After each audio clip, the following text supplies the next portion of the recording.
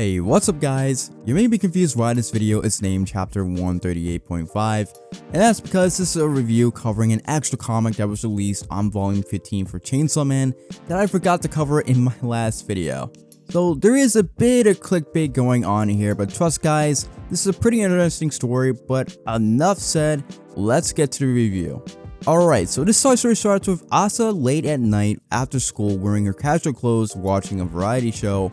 We actually get to see some of her thoughts, and it's kind of funny because Asa sees a girl on TV that looks pretty cute and goes on to have an entire monologue that really does show how hopeless Asa honestly is, and also how she seems to view herself, where she goes on to say that if she studied makeup a bit more and worked on her hairstyle, she could look even cuter than the girl on TV. Something that I don't doubt. I mean, we saw how when she studied for a date with Denji at the aquarium, she was able to give an entire speech about the fish that were there like she actually worked there, and was able to identify which starfish were edible when they were actually stuck there.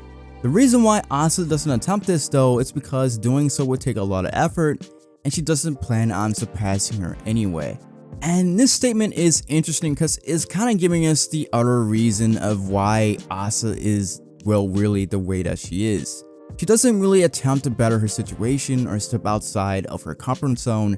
As we saw at the beginning of the story, she was all alone, she was miserable, and she envied the relationships that other people were able to have with one another, which is something that she longed for but didn't attempt to engage in out of the fear of loss, not being accepted by others, but also seemingly because of the effort that it would take to actually better herself.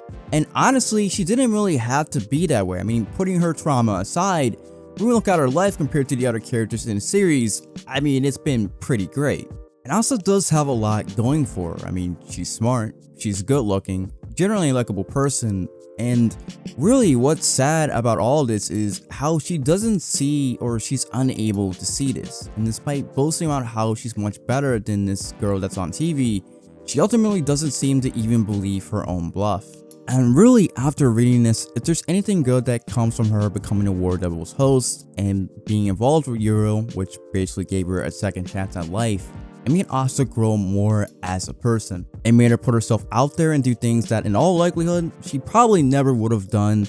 And for better and for worse, it made her learn more about herself, her flaws, her fears, but also how to overcome them. And at the end of this story, we see Yoru staring at Asa in disbelief for how she's having a commentary, given that the two of them share the same thoughts. And we get the first bit of fan service that we've actually ever gotten of Asa, with her actually being in a Playboy bunny outfit, which I guess is just her imagining herself being a TV star. And in the next part of the story, we see Asa after school in a school uniform watching a film, and once again Asa sees a girl who's excellent at acting skills. And although she mentions that she would like to be an actor, she wouldn't want to do it since it requires lying and using deception in your everyday life. And this really does show how black and white Asa does seem to think about things, and also the irony given that even though she doesn't like deception, she tends to lie about her true feelings to avoid ugly truths all the time. And the change in her character because slowly she's been more open to the idea of using deception if it benefits her.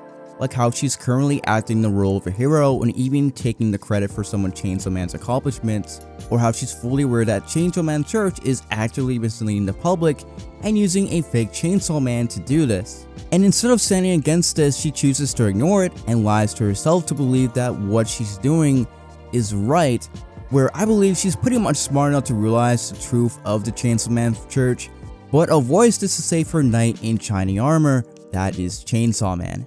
And in the final panel of this part of the story, we see that once again, if Asa studied hard enough, she thinks that she could be a good actor, but upon thinking about it, she's happy that she didn't get scouted to be one.